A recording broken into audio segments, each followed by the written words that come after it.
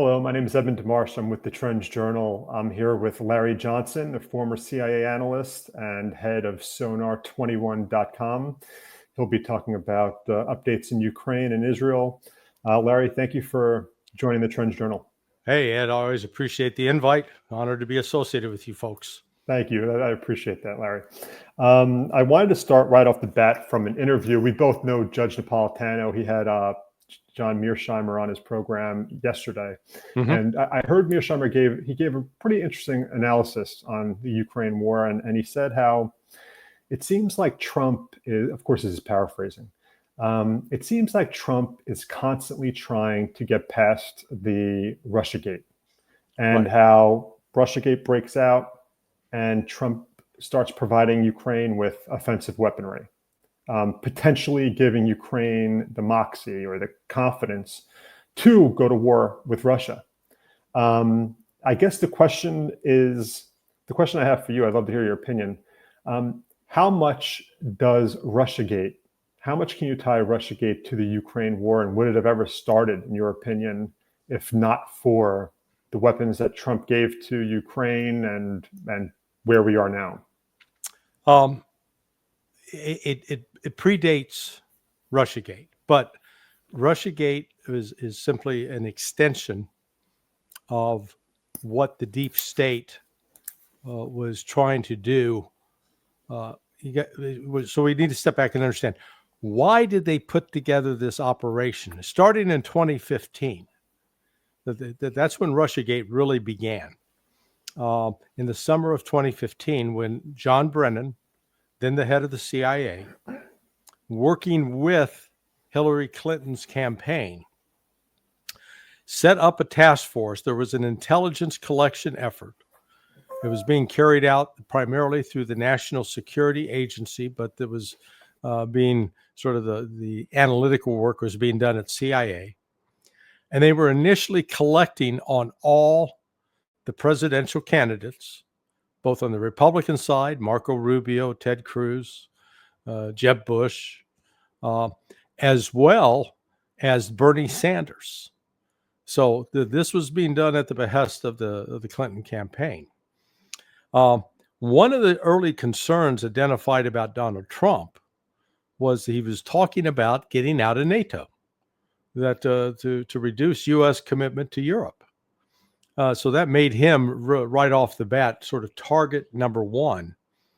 And as the primary season progressed and it got underway in December, we had a conversation, email exchange between John Podesta, the campaign manager, and a Democrat operative by the name of Brent Budowski, in which they talked about pinning the Russian bromance with Putin on Trump. In other words, making Trump appear to be a stooge, a great buddy of Putin.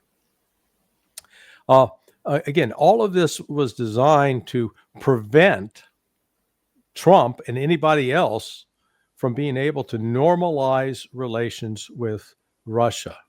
What's fascinating historically, when you go back, when Putin first took over as acting prime minister in August of 1999, and then he was cemented in that position in December of 99, the coverage of Putin was generally positive in the West.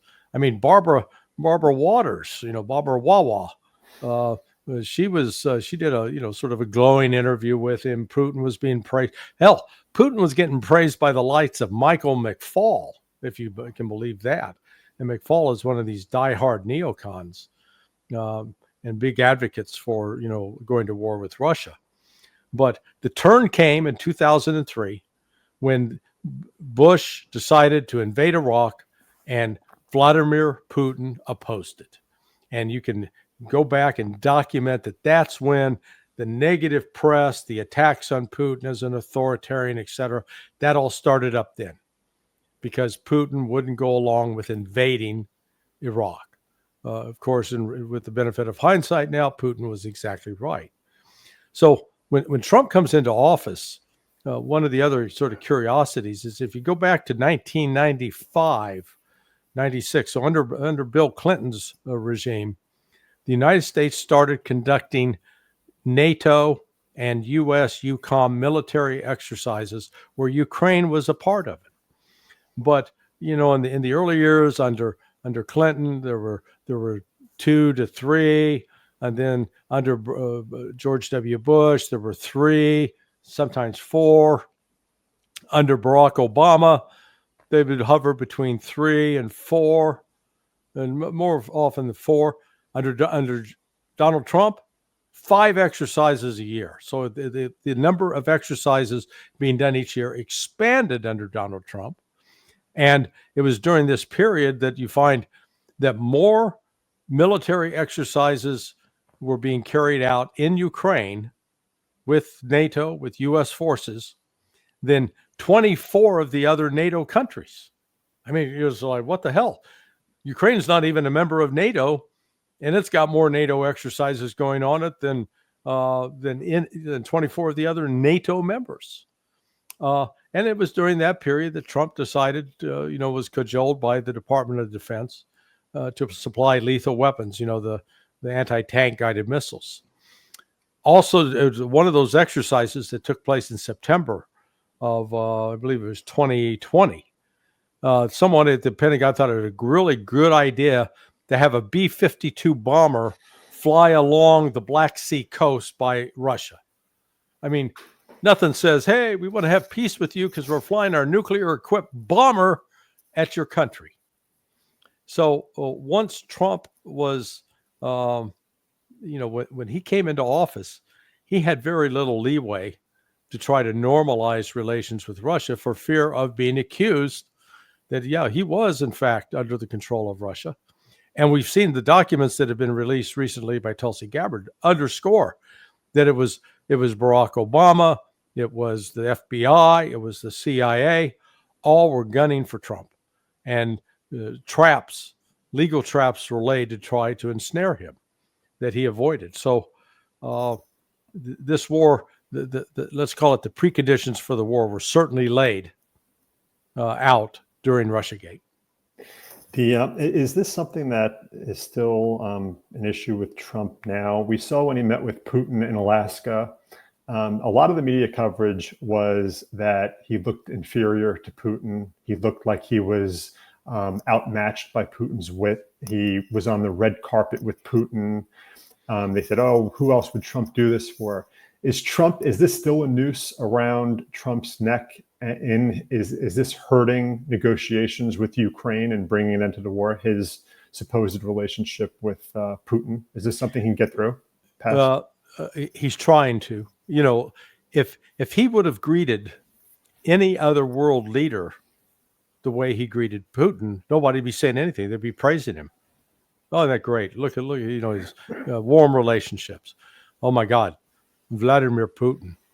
And the mythology that has been erected around Putin is really astonishing, because they say, oh, he's a KGB officer. Those KGB men, they're killers. They're sneaky. They're diabolical. He was a lawyer. Okay. Yes, he joined the KGB, but he was a lawyer, for God's sake. He went to law school. Hey, I was the CIA. That doesn't mean I'm not some skilled assassin. No, so it's just this guilt by association without actually explaining what is it that he did precisely that showed him to be so, quote, diabolical. Now, if you want to fault him for being a lawyer, there was a reason that Shakespeare said, kill the lawyers, okay? I've had personal experience where we did money laundering cases. In one case, we had 3. We had an informant of the Cali cartel. We had an informant from the Sinaloa cartel, and we had a Russian mobster as an informant. And I swear to God, we found those 3 criminals more honorable and trustworthy than any of the lawyers we were working with at the time. Okay, just saying. I've had the experience with the criminals. I've had the experience with the lawyers. I'll take the criminals any day. But I'll give Putin a pass. But because one of the things that happens with lawyers when you go to law school, you're taught to think about the world in a particular way. You're taught to think about risk minimization, risk exposure. And when you're trained to think like that, you view the world a different way. That's really how Putin approaches it. Trump and risk. Trump doesn't think like a lawyer, man. He's more like a jazz saxophonist who's high on a mixture of drugs. Okay. But one of the other things from the interview with Mearsheimer was that he contends that Trump doesn't want this Ukraine to become his own personal Afghanistan. And he saw what happened with Joe Biden with the withdrawal from Afghanistan, essentially losing Afghanistan under his watch. This is something that plays on Trump's mind, and he doesn't want the same outcome with Ukraine, that he's the president who lost Ukraine. How important do you think that is in Trump's decision making? Because recently Trump just announced, or the White House, $825 million in new weapons for Ukraine. They had the sanctions against India, the 25% sanctions for buying Russian oil. Is Trump right now doubling down on his support for Ukraine to just drag the war out now? Well, it's not really going to drag the war. I think you're correct, or Mearsheimer's correct, that Trump is taking these steps so he can say, look, I did everything possible to try to stop this, but didn't have the cooperation of Zelensky, number one. But at the same time, I cannot rule out the possibility that Trump told Putin behind the scenes, say, look, I know you're going to win this war. I know there's nothing that we can really do to turn that around, but I cannot afford to be seen as giving in to you. So these are the things I'm going to do. I just understand it's not really sincere about following through. Maybe he said that. Maybe that's why that Putin's not as excited and reactive to some of the things that Trump is doing. Because, the other day when Trump declared, when Sergei Lavrov told Kristen Welker at NBC that the Russians, while they accept Zelensky as the de facto president, they don't view him as a legitimate president. And the reason they don't view him as legitimate is because he has declared martial law, suspended the election that was supposed to take place, and that even if he signs an agreement now, once elections are taken or held, he's unlikely to be reelected, and whoever comes in next will be in a position to completely repudiate anything that Zelensky signed. And yet, in response to that, Trump yelled, said that was bullshit, using his term, not mine, and that accused the Russians of just posturing. Well, the Russians are doing anything but posturing. They've been very clear for more than a year and a half what their views, what their demands are, and they haven't backed off from that at all. So, again, maybe Trump's trying to walk a tightrope here. If he's not, he is then, by his actions, signaling, trying to continue this war. The only problem is the United States does not have the military weapon stockpiles, equipment to send to Ukraine. Even if Europe buys it from us, we don't have it stored up in warehouses. And Ukraine's manpower is shrinking. We saw yesterday, very curiously, Ukraine basically lifted the ban on travel for 18 to 22-year-olds. Now, remember, the West has been pushing Ukraine desperately to enlist those 18 to 22-year-olds, haul them into the army, make them fight. Yeah, Blinken, right? Blinken was speaking to that. Yeah, and Lindsey Graham. So you got to step back and say, okay, why did Ukraine do this? Why did they suddenly say, okay, you guys can leave the country? And man, the 18 to 22-year-olds were lined up at the border. I believe it is that there are still some in the Ukrainian government that recognize the war is over. Ukraine is going to lose, and they don't want to risk destroying the lives of these boys, young men, who will be the next generation of fathers. If they put them into the cannon fodder, no fathers, no children, Ukraine becomes a dead society. And so I think the fact that now at this juncture, they're letting them go, that tells me that even the Ukrainians know that the jig is up. This thing's coming to an end. Ukraine would tell, I bet officials from Kyiv would tell you that they're doing a really good job, an effective job in hitting Russian infrastructure. There was a fuel shortage that I read about in Crimea, and they've been hitting refineries and some pipelines across Russia. Every time that I read an article about that, I wonder how much more Russia's willing to take before it escalates even more. It's like, do you think Russia has a time limit that they'll say, hey, we don't want to keep getting these attacks either, and we're going to have to make a move to stop these attacks? Do you see Russia escalating or sending a message to Washington that, these drone strikes have to stop? No, I think I think the reports out of Ukraine about what's hitting Russia is exaggerated. Yeah, they have hit some refineries, they've caused some damage, but the scale of Russia's oil refineries and oil industry is huge. It's not one or two places that get knocked out. The Russians continue to shoot the majority of drones down that are used to attack. But that's why they're pressing on with their offensive. So up to this point, despite a number of provocations, I mean, let's go back to in June, the terrorist attack, or into May, the terrorist attack that took place in Bryansk, where the bridge was blown up, crashed on a train, killed several. Not even in response to that was Russia willing to turn from what it calls a special military operation to a full-fledged war. And what it means to go to full-fledged war is then the entire Russian society will be mobilized. All industry, all economic activity will be subjected to the military goal. Right now, they've got, fighting, let's call it more of a police action of sorts. And yet they're able to continue to move forward. In some places, they're moved forward slowly. And, you hear a lot of former generals in the West who are retired now, ridicule and criticize Russia for this. I just remind those clowns, they spent 21 years and couldn't contain the Taliban in Afghanistan. So they just need to shut the hell up. They have no credibility to talk about this whatsoever. Whereas Russia keeps moving forward. The last body exchange, the 19 dead Russians were turned over, and the Russians returned 1,000 dead Ukrainians. I used to say that was a 20-1 difference. My math was bad. That's 50-1. Okay? For every one dead Russian, 50 dead Ukrainians. Now, some will say, yeah, but that's because the Russians are advancing. Exactly.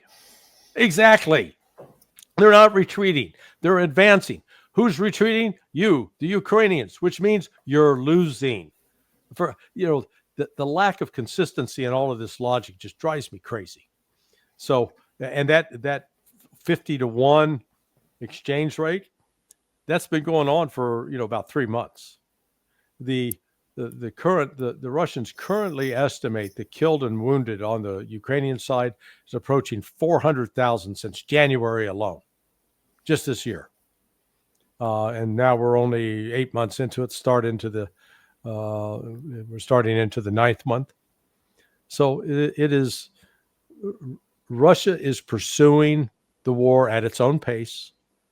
It would prefer to achieve a negotiated outcome. That's what it, in the earlier days of the special military operation, that's why they only invaded with 125,000 troops. And because they thought it would bring Ukraine to the negotiating table, and it did.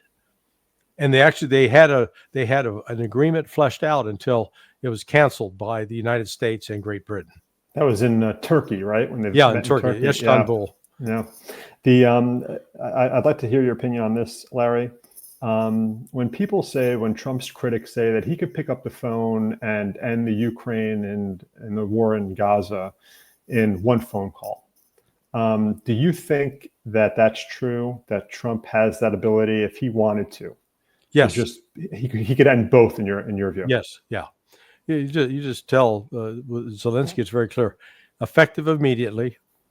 We're suspending all intelligence, surveillance, reconnaissance support to your government. We're withdrawing all CIA and military personnel from Ukraine. We're halting all funds to your country. And oh, by the way, you no longer have a visa that'll get you into the United States. We're pulling that too, unless you put an end to this now.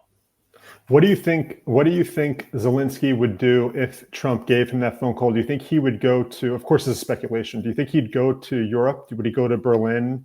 Would he go to Paris and say, "I just got this phone call from Trump. I need you guys to step up a little bit more"? And do you think that they would be there for him? Yeah, Zelensky going to Europe like that would be like a 28-year-old woman who wanted to have a child, wanted to get pregnant, and she went to a 90-year-old guy with erectile dysfunction. Same result. That's a descriptive image. But so now, if we could move on to Israel, and I'd like to hear your opinion on Netanyahu's recent comment that MAGA is basically Israel plays a major point in the MAGA movement, and you're not MAGA unless you're pro-Israel. And I guess what he is saying there is that Israel is so important to the U.S. strategically in the Middle East that if you are America first, if you are Make America Great Again, you can't avoid having a country like Israel in the Middle East that's doing your battles for you, essentially. What, do you reject that comment? Oh, completely. It's MAGA. It's MAGA, not MEGA. It's not Make Israel Great Again. It's Make America Great Again, which means America first, except we're now being told, and we've even heard it from Tammy Bruce at State Department, that Israel's the greatest country with America second. You know, we saw it with Mike Huckabee talking about the supremacy of Israel. There was a recent viral video posted on TikTok by an American sergeant who faces potential court-martial because he posted on his social media that he supported America, not Israel. And he's been threatened with legal action. And as he said, I swore an oath to the Constitution to defend the Constitution on behalf of America, not Israel. So Israel's, we know that Israel's in big trouble right now for the simple fact that Bibi Netanyahu is making the rounds on a variety of internet YouTube platforms. Patrick Bet-David is one.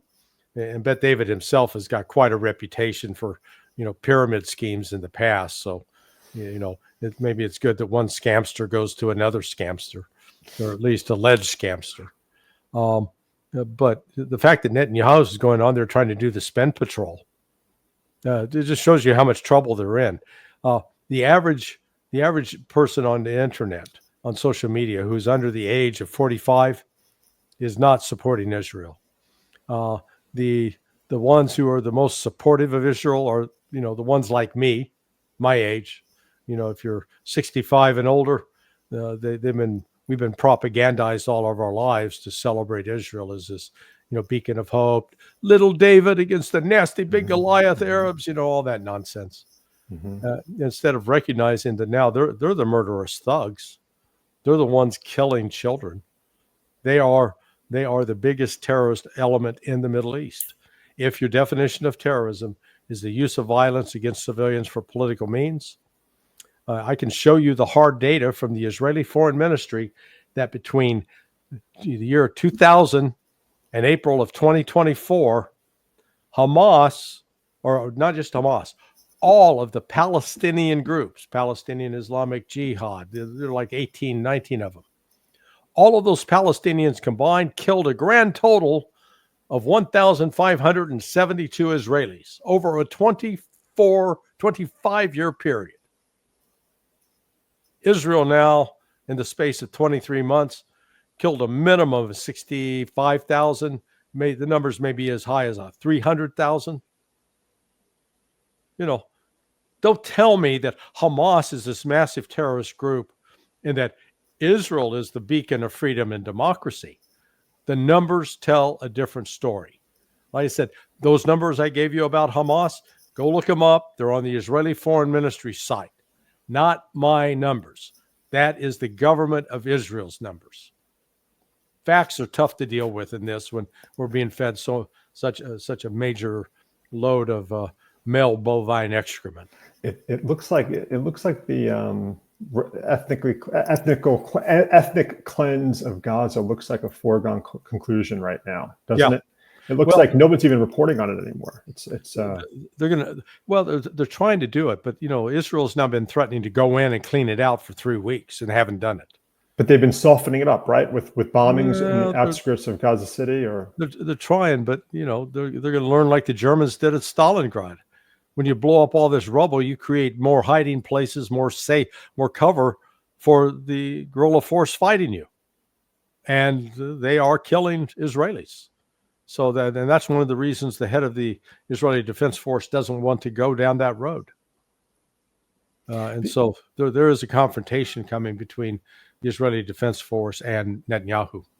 Because Netanyahu will just keep pushing it. Yes. And anyone, and his leader, like even Yoav Gallant, the guy who is accused by the ICC of war crimes, he wasn't seen loyal enough to Netanyahu, and he had to leave the job. I don't know if he was fired or not, but I know Netanyahu's son, who lives in Miami, came out against him. Yeah, and said he was insubordination.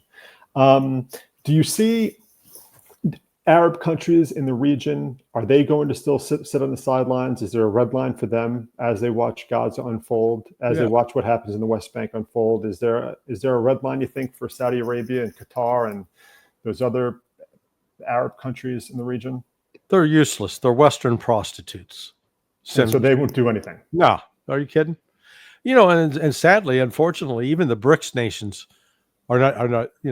Russia, India, China in particular, or Brazil, they could do a lot more. They could declare a total embargo. In fact, it would be good for BRICS to come out and say, we now as BRICS as a whole are declaring a total embargo on Israel, no imports, no exports, no business transactions until the genocide in Gaza stops. That's the only thing that's going to get Israel's attention to stop. Otherwise, you don't see the political will in the United States or Europe to do anything. They're going to continue to send them money and weapons. What would the U.S. do if the BRICS said that? How do you think the U.S. would respond to that? Well, the U.S. say, oh, well, we're going to have Israel's back. Great. But Israel doesn't do enough business with the United States for the United States to pick up the slack. So why don't the BRICS do that? I don't know. Huh. I would love to have that conversation with one of them. If I have a chance to sit down with Foreign Minister Lavrov again, that's a new question I'll have for him. You guys in Russia in particular have you're in a unique position where you can really have some influence here. Why aren't you using it? Do you see, and this is my last question, Larry, thank you so much for joining me. Do you see any kind of shift in the U.S. as far as policy goes, as far as the public's opinion of Israel? Because we just saw John Sullivan, the former national security advisor for Biden, come out and say, if he had the vote, he would vote to withhold weapons for Israel. Yeah. And is that some kind of a shift? Is this becoming more mainstream, you think, in at least the Democratic Party, towards Israel? Yeah, it's important to recognize that this is, they try to portray any criticism of the Zionists in Israel for their conduct of this genocide as anti-Semitism.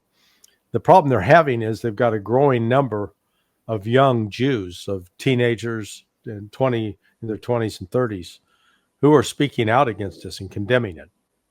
So they can't continue to call it anti-Semitism when it's Jews who are opposing this policy as well.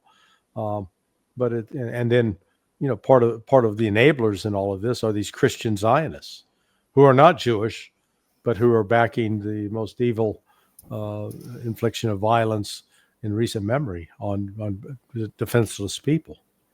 So the winds are changing, and you got a clear sign of that. Just the fact that Bibi Netanyahu felt he needed to do at least 2 or 3 different podcasts on YouTube this week. Yeah, he had nothing better to do. No, he recognizes they got a PR problem, and all of his spin is not going to help shut it down. I lied. This is my last question, Larry. Tom Barak, he's the special envoy in the Middle East for Trump, and he was in Beirut I think 2 days ago or 3 days ago, and he told reporters during a press conference not to be animalistic. Yeah. And remain calm. And he was criticized widely on social media. And as look at the U.S. hubris when dealing with this part of the world.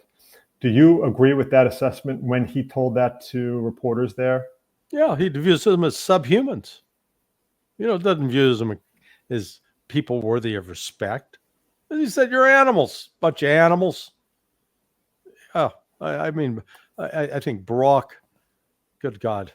What a terrible choice. He instead of really working to bring peace to the region, he's just a guy with a cup of gasoline and a lit match, and he's gonna ignite a big fire, and it's gonna spread. Well, that seems like Trump's his current status there. He wants Huckabee in Israel. Barack is a special envoy. Even Steve Witkoff hasn't done anything as far as his negotiations, and Hamas can't trust him, nor can Iran. But on that, you're saying something? Well, I just said we saw Huckabee the other day, and then being interviewed by two rabbis. And man, this is one of the most obscene displays of verbal fellatio I've ever seen. He was, you are God's chosen people. And I was like,